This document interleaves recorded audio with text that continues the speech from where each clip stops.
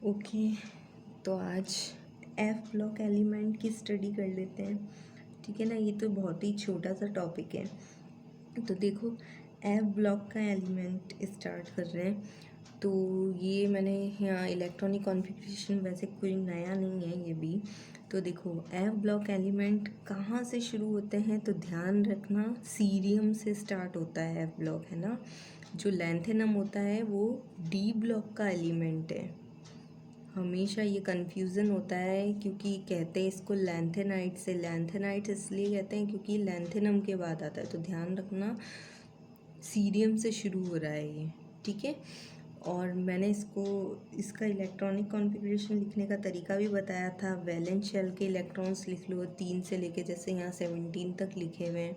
उसके बाद ये ध्यान रखो, सीरियम, गैडोलीनियम और ल्यूटीशियम, इन तीनों में कि क्या कॉन्फ़िगरेशन होता है, D1 D1 D1, और बाकी सब में D0 होता है ना। जैसे ही आप D1 D1 D1 भर लो, D0 का याद रखो। उसके बाद आप क्या करोगे, S ऑर्बिटल पूरे फिल करने हैं आपको 2 2 2, और जो भी बचेगा माइनस यहाँ से करते जाओ और यहाँ फिल करते जाओ। जैसे एक एग्जांपल मैं ले लेती हूँ। देखो यहाँ पे जैसे मैं ले लेती हूँ, चलो इसका लेके बताती हूँ, यूरोपियम का। तो इसके अंदर देखो क्या हुआ, डी के अंदर कितने इलेक्ट्रॉन्स हैं, एक भी नहीं है। ठीक है, एस के अंदर मैंने 2 भर दिए, तो 9 में से 2 गए तो कितने बचे, 7। तो वो किसके अंदर आ जाएंगे, एफ के अंदर आ जाएंगे, एफ ऑर्बिटल के अंदर, इस तरह से। ठीक है, उसके बाद नेक्स्ट देखो, और हाँ इनके नंबर ज़रूर ध्यान रखना। 58 एटॉमिक नंबर की बात कर रही हूँ मैं, 58 से 71। ओके, उसके बाद आ जाओ एक्टिनॉइड्स। एक्टिनॉइड्स ये स्टार्ट हो रहा है थोरियम से 90 से लॉरेंशियम तक 103। और ये ध्यान रखना ये भी किसका है, डी ब्लॉक का है ये। ओके, तो यहाँ पर कॉन्फ़िगरेशन देखो क्या हो रहा है, इन तीनों में तो क्या है, D1 D1 D1, और थोरियम में है D2। उसके बाद इसके अंदर कितना है, D1, फिर लास्ट वाले में D1, बाकी सब में क्या चल रहा है, D0 कॉन्फ़िगरेशन चल रहा है। तो ये यहाँ पर थोड़ा ध्यान देना। उसके बाद बस माइनस करते जाओ और F के अंदर इलेक्ट्रॉन्स फिल करते जाओ। ओके, तो अब ध्यान रखना, जो लैंथेनाइड्स होते हैं इसको 4F सीरीज़ भी बोलते हैं। ठीक है, और जो एक्टिनॉइड्स होते हैं इनको 5F सीरीज़ भी बोलते हैं, ये ध्यान रखना। और जनरल इलेक्ट्रॉनिक कॉन्फ़िगरेशन क्या होता है इसका, N-2F, ध्यान है ना, 1 से 14, N-1D, 1 से 10। ये चीज़ ध्यान है या भूल गए हो, कुछ नया नहीं है, वही सारी चीज़ें हैं जो आप लोग पढ़ चुके हैं, और ये क्या रिपीट हो रही है। ओके, तो यहाँ देखो, यहाँ पर मैक्सिमम लिखे हैं मैंने। वैसे तो क्या होता है, डी के अंदर यहाँ पर देखो कितने इलेक्ट्रॉन्स हैं, 0 हैं या फिर 1 है, इससे ज़्यादा है नहीं। ठीक है, तो इसकी जगह आप ये भी लिख सकते हो N-1 D0 to 1, और NS तो आए गई, NS2। तो ये तो हो गया इसका जनरल इलेक्ट्रॉनिक कॉन्फ़िगरेशन। अब देखो ध्यान रखना, यहाँ पर क्या क्या लिखा हुआ है। एक तो यहाँ पर ये जितने भी होते हैं एलिमेंट्स, ये सब कैसे होते हैं, ज़्यादातर मेटल्स तो हैं ही, लेकिन रेडियो एक्टिव भी होते हैं, है ना। जैसे इसमें ये जो आपके एटॉमिक नंबर किस पे दे रखा है, 58 59 60 61 पे दे रखा है ना। इसका क्या नाम है, प्रोमीथियम। क्या बोलते हैं इसको, प्रोमीथियम।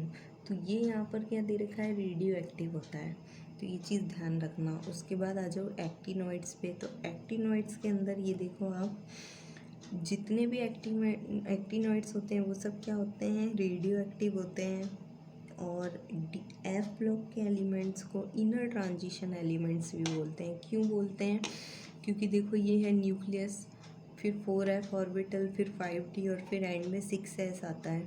ठीक है, तो 5 जो D5d है ऑलरेडी ये ट्रांजिशन है, इसकी भी अंदर ये प्रेजेंट होता है, इसलिए इनको क्या कहते हैं, इनर ट्रांजिशन। ठीक है, उसके बाद जो लैंथेनाइड्स होते हैं इनको रेयर अर्थ एलिमेंट्स भी बोलते हैं, अर्थ क्रस्ट में ये मिलते हैं। ओके, अब जो लैंथेनम में +4 ऑक्सीडेशन स्टेट के होते हैं, ये स्ट्रॉन्ग ऑक्सीडाइजिंग एजेंट होते हैं। ऑक्सीडाइजिंग एजेंट का क्या मतलब हुआ, ऐसे एजेंट जो क्या करें, सामने वाले को यानी जो दूसरे वाले का क्या करते हैं, ईजीली उसको ऑक्सीडाइज करते हैं, है ना। और ऑक्सीडेशन का क्या मतलब होता है और रिडक्शन का क्या मतलब होता है, ये बहुत अच्छे से 11th क्लास में मैंने बता दिया है, बहुत अच्छे से बता दिया है, तो इस चीज़ का ज़रा ध्यान रखना। अब देखो एटॉमिक रेडियस की बात कर लें तो वही लेफ़्ट टू राइट जाने पर क्या होता है, एटॉमिक साइज़ डिक्रीज़ होता है, तो एटॉमिक रेडियस डिक्रीज़ हो जाएगी। ओके, और वैसे भी इसके अंदर क्या आ जाता है, लैंथेनाइड कॉन्ट्रैक्शन हो जाता है, और जो 4f ऑर्बिटल होते हैं वो अच्छे से शील्डिंग इफ़ेक्ट नहीं दे पाते हैं, तो इस वजह से क्या होगी, एटॉमिक रेडियस इनकी कम होगी। और 3D 4D 5D सीरीज़ का डी ब्लॉक के एलिमेंट में मैंने बता रखा है कि एटॉमिक साइज़ में क्या वेरिएशन होगा, तो वो चीज़ ध्यान रखना। आयनाइजेशन पोटेंशियल में क्या चेंजेस होगा, तो वो चीज़ भी ध्यान रखना, सेम वही चलेगी जो डी ब्लॉक एलिमेंट में अपन पढ़ चुके हैं। अब इसकी कुछ प्रॉपर्टीज़ हैं जो कि थ्योरेटिकल दे रखी है, वो देख लो। जैसे लैंथेनाइड्स होते हैं वो सॉफ्ट होते हैं, सिल्वर लाइक होते हैं। ठीक है, एटॉमिक नंबर इनका ज़्यादा होता है, ज़्यादा हार्ड होते हैं, ये गुड कंडक्टर होते हैं। जो लैंथेनॉइड्स +3 ऑक्सीडेशन स्टेट में होते हैं वो सॉलिड स्टेट में होते हैं, और सॉल्यूशन के अंदर ये कैसे होते हैं, कलरफुल होते हैं। और कलर इसके अंदर किस वजह से होता है, FF ट्रांजिशन में, जैसे डी ब्लॉक के एलिमेंट्स में अपन ने पढ़ा था DD ट्रांजिशन की वजह से कलर होता है, उसी तरह से FF ट्रांजिशन की वजह से इसमें क्या होते हैं, ये कलर शो करते हैं।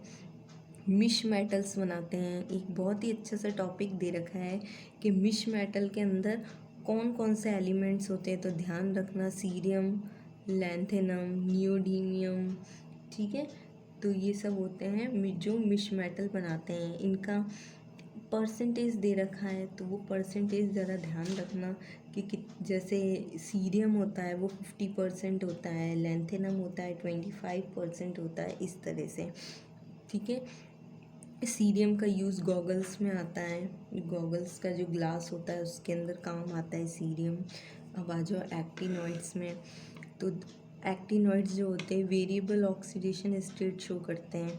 ठीक है, और जनरली +3 ऑक्सीडेशन स्टेट के अंदर होते हैं ये।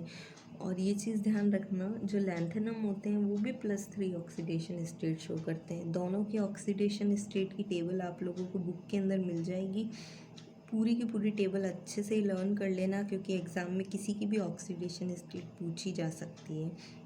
ओके, फिर वही लेफ़्ट टू राइट जाने पर क्या चेंजेस आता है, सब वैसा ही होगा जो अपन ऑलरेडी पढ़ चुके हैं डी ब्लॉक एलिमेंट्स में। ओके,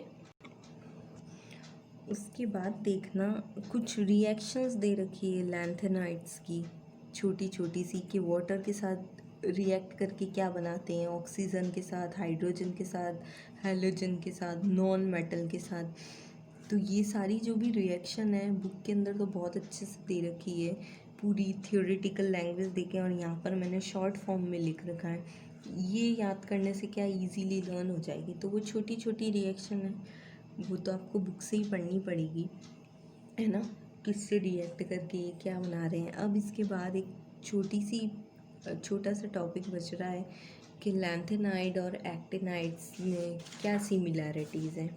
तो देखो सिमिलैरिटी की जो सिमिलैरिटी हो गई या डिसिमिलैरिटी हो गई, तो इसकी भी टेबल आपको मिल जाएगी। तो दोनों में डिफरेंस क्या है, तो ये ध्यान रखना, लैंथेनाइड्स और एक्टिनाइड्स में क्या डिफरेंस है। तो लैंथेनाइड्स जो होते हैं वो +3 ऑक्सीडेशन स्टेट शो करते हैं, है ना, ज़्यादातर। और जो एक्टिनाइड्स होते हैं वो +3 ऑक्सीडेशन स्टेट तो शो करते हैं, इसके अलावा +4 से +7 तक शो करते हैं। उसके बाद जो प्रोमीथियम है जो मैंने बताया था वो ही सिर्फ रेडियो एक्टिव होता है लैंथेनाइड में, है ना। और इसके अंदर ये सब के सभी क्या हैं, रेडियो एक्टिव हैं। उसके बाद ऑक्सो आयंस नहीं बनाते हैं लैंथेनाइड्स, लेकिन एक्टिनाइड्स बनाते हैं। कॉम्प्लेक्स जो होते हैं वो बनाने की टेंडेंसी कम होती है और एक्टिनाइड्स की ज़्यादा होती है। इस तरह से आपको काफ़ी सारी इसके अंदर डिफरेंसेस मिल जाएंगे और ये डिफरेंसेस एग्ज़ाम में भी पूछे जाते हैं, तो ये डिफरेंसेस अच्छे से याद कर लेना। ओके, तो ऑल द बेस्ट। उसके बाद जो भी चीज़ मुझे लगेगी तुम्हें भेजनी चाहिए तो वो उसकी पिक्स आप लोगों को अवेलेबल हो जाएगी, मैं सेंड कर दूँगी।